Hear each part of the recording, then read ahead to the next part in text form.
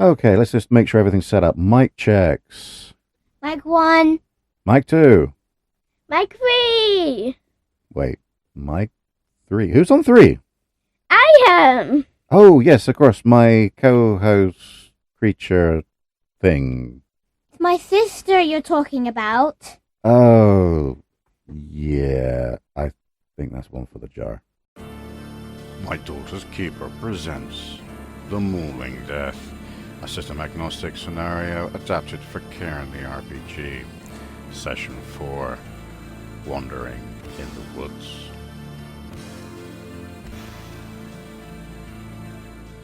There, high above, nestled in the gnarled fork of a massive blackwood tree, half swallowed by lichen and shadow, a pack, leather, worn, rain-warped, a traveller's pack, straps torn, one flap hanging open like a mouth left agape. Its contents, scraps of parchment, a broken tin cup, a length of green cloth, dangled precariously from within. Something red stained one corner, not fresh, not old, just wrong.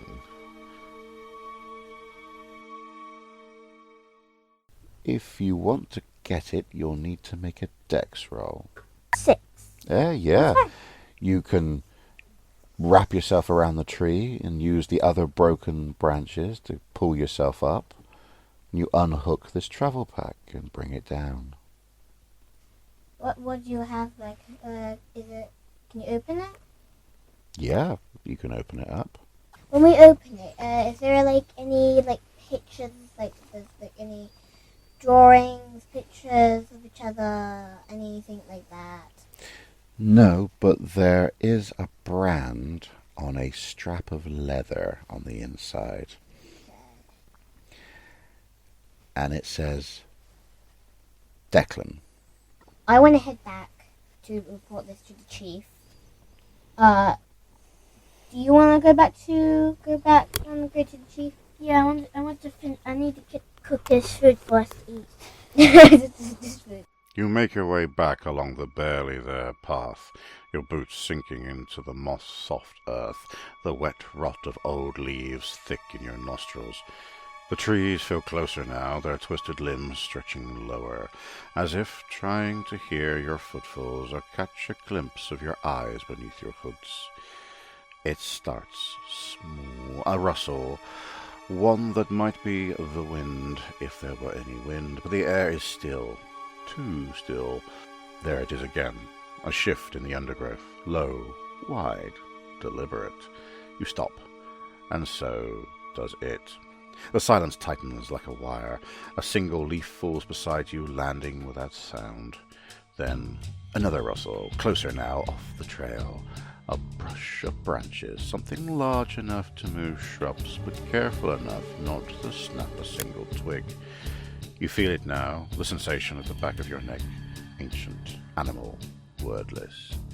You're being watched. Not by one thing, but by several.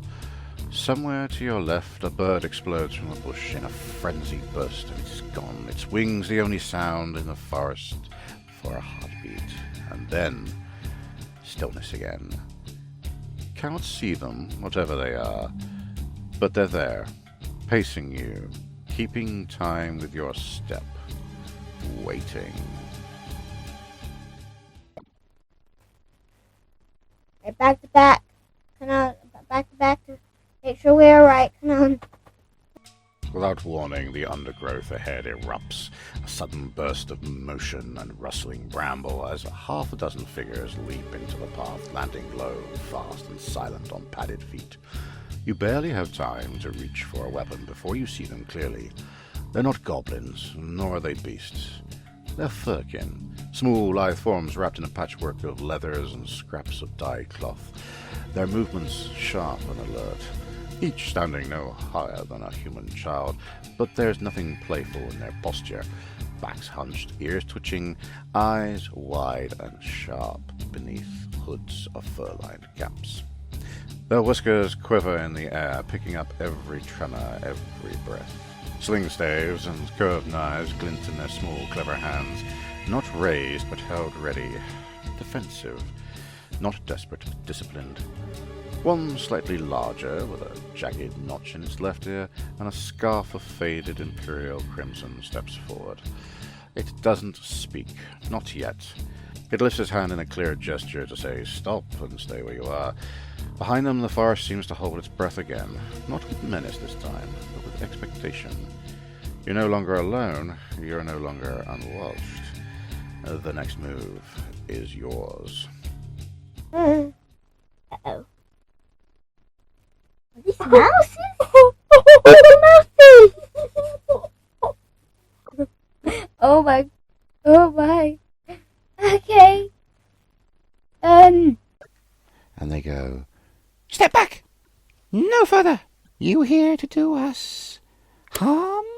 Are you hunting us? No. We're just here to go back to the village. Nothing else. Well, we're just here basically to investigate because this guy from the village is panicking about something gonna get us, and we're just here to investigate. You can look outside the forest and see what I've done. But we're just gonna leave. No attack. Yeah, if you attack, then there's nothing trouble. Just make sure. Just no attack. Yeah. You're not here to hurt us? You're No. not hunting us? No. The reason why we're actually in town is because of the festival, but now we're here, so we're here. We're just gonna leave. No attack, no nothing. Just gonna leave. Also, I will say you're very cute. You know that's an insult to Furkin to call them. Yes, I know. I'm sorry. Sorry. We're just very used to calling puppies or stuff like that. Puppies? Do we look like puppies to you? We are the Royal Furkin Guard. Sorry. We are very sorry. We will leave now. Sorry about that. Also, for your troubles, chicken nuggets. For your troubles. They sniff them. It smells like meat. Yes, it is meat. It's chicken. We don't eat meat. We only eat fruits and vegetables. And I have berries. fruits and vegetables. You want some? There's a little bit of a conversation between them. We are running low on supplies. Do you want the vegetables I have? If you have them, Yeah. and perhaps we will overlook this little incident. Here, just don't attack them, and I'll give you these. One of them steps forward, takes the bag from you, and steps back. Can I ask more questions? Yeah? Have you seen any travelers who's coming into the forest? Because some people from the village have gone missing, and we're just kind of here. One of the reasons why we're in the forest for that. So we're just wondering if you've seen any like that. Yes. We saw some biggers like yourself come through recently. About a week ago. They were collecting bits of wood. And then there were the tiny little greenskin things. They keep attacking us whenever they spot us. Oh, you mean the trolls? Is that what they call? No, the goblins, not trolls. Sorry. No, not okay. Goblins. Yes, that sounds like a word to describe the greenskin things, yes. But yes, to your question, a group of biggins like you came through. We've been traveling through here. We keep getting lost in these woods, you see. Our sense of direction is not very good overground. We usually stay underground, but we have no tunnels here. Okay, thanks for the information. Also, did the goblins hurt them, capture them, anything like that? No, the goblins didn't attack the biggins. I don't know what happened to them. They headed west towards the cliffs at the edge of the blasted lands. Should we investigate tomorrow or today? Let's do tomorrow because the festival's tomorrow. We're leaving in the morning. We can do that in the afternoon. Also, I'm knackered. Let's scoot back. Maybe take a bit of a break. and report Okay. this stuff. Okay, so the man can be calm now? Hopefully. It's kind of annoying me. Well, if you are leaving, perhaps you can warn the village that we travel this way, and we don't like to be disturbed. We mean no harm, but we just want to be left alone. Okay, Yeah, thanks, yeah. little ones. We'll go into Little ones! Sorry. Insult after insult! Sorry, we don't mean an Sorry. insult. We do not mean as an insult. I just don't know all your names. So You didn't ask! True, very true. Next time if we ever come across each other, I will think of names for all of you. Why would you think of names for all of us when we could just tell you? True. What You are are so rude, you biggins. You know what? Forget it. Forget it. Just tell them to leave us alone. We don't want to know. Okay, we're very sorry. We'll go now. Go and leave us alone. Come, men. We have business. The Firkin leader narrows his eyes, not in anger, but in the long-suffering way won by those used to being underestimated. His nose twitches once or twice. Behind him, one of the younger ones lets out a sharp, jittering noise that might be a laugh or a curse. And there's a tense pause. He steps forward, light-footed, with the weight of someone considering this a mild insult to his afternoon. He sniffs the contents of the bag, grimaces slightly, turnip-heavy perhaps, and turns on his heels without a word. The others melt back into the underbrush with a soft flurry of rustles and whiskers, casting backward glances as if to say, "These oafs are lucky we're so civilized." The last one to leave, a scrappy-looking Firkin with a dagger and far too much eye contact, hisses something under his breath in a language none of you speak, then spits theatrically onto a stone before vanishing into the green. And just like that, the forest is still again, but now a little lighter. The danger past, the dignity slightly bruised. You have given them a bag of vegetables, Yes. so that's out of Konora's inventory now.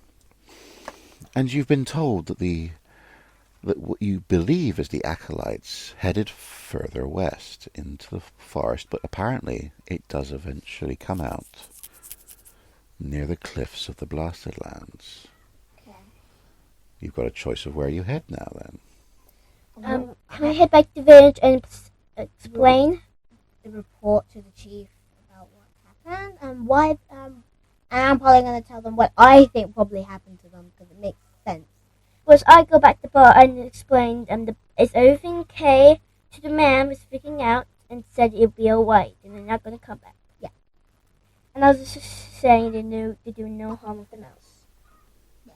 Okay, that's fine. And report, please comfort. Konora's comfort. Mm. Look how long we have done this. The woods release you with a sigh. No triumphant fanfare, no flicker of welcome.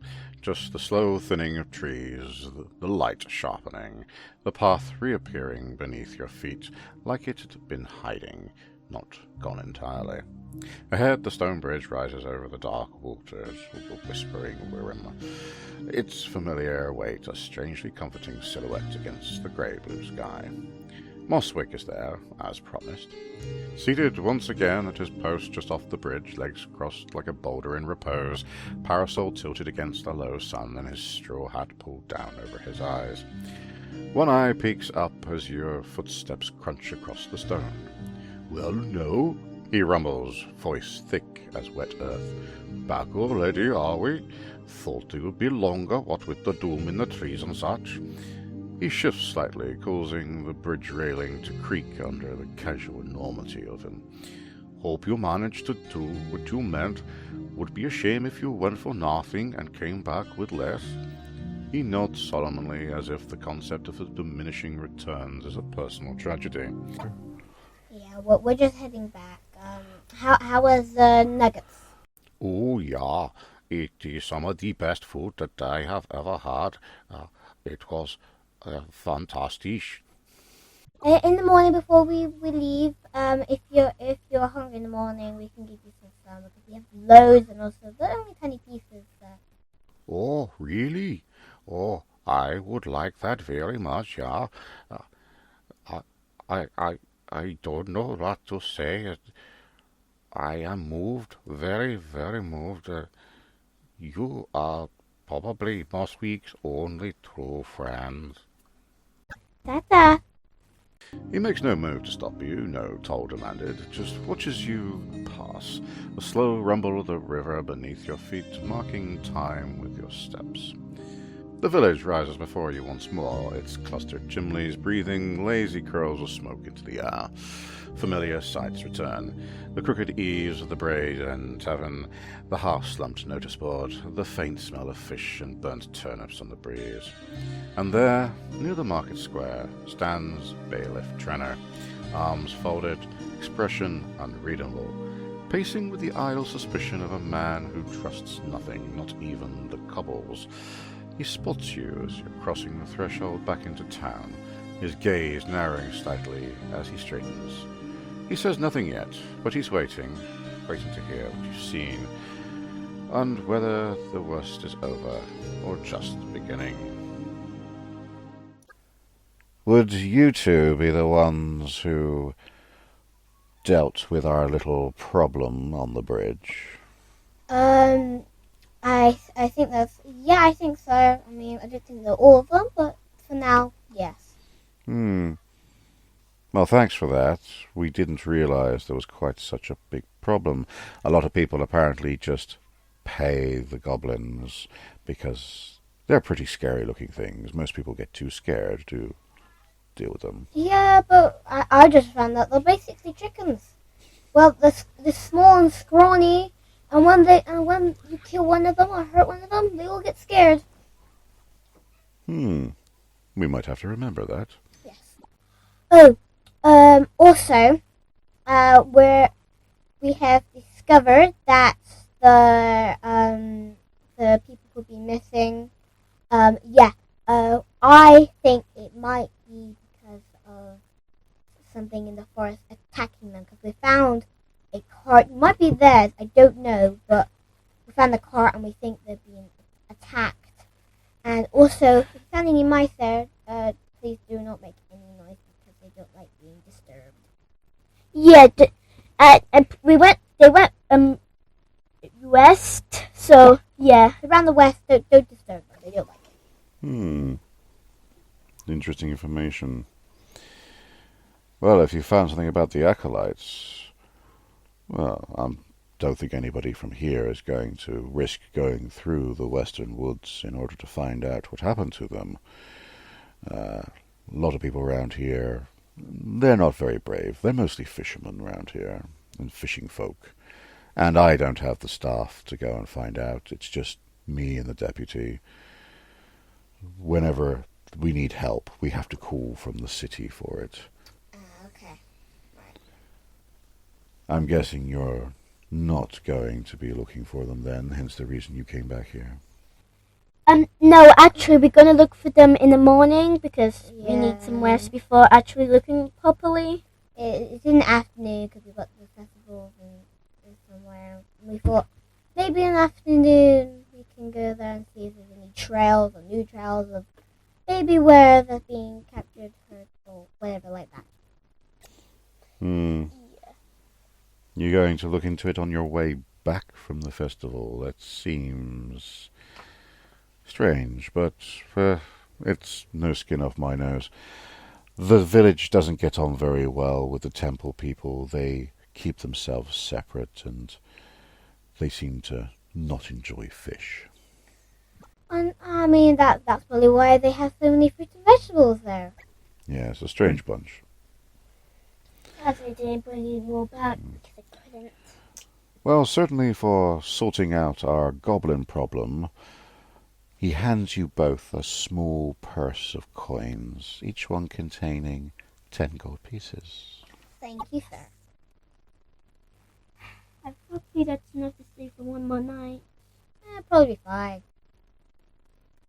You make your way back to the Braes End Tavern. The door swings open with a familiar creak, but the warmth you expected doesn't quite greet you. The fire still burns low on the hearth, the smell of ale and smoked fish still clings to the beams, and the same crooked floorboards still complain beneath your boots. But the usual clatter of mugs and low village chatter is absent.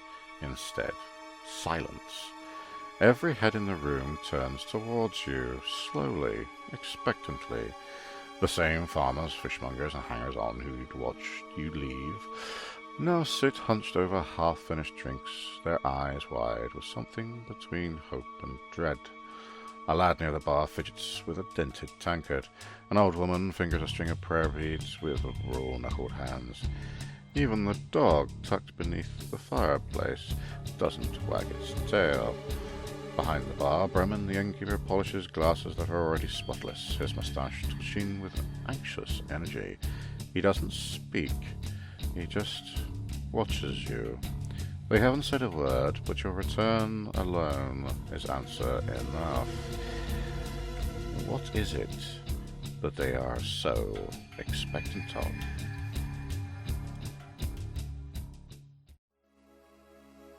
We hope you've been enjoying the podcast so far.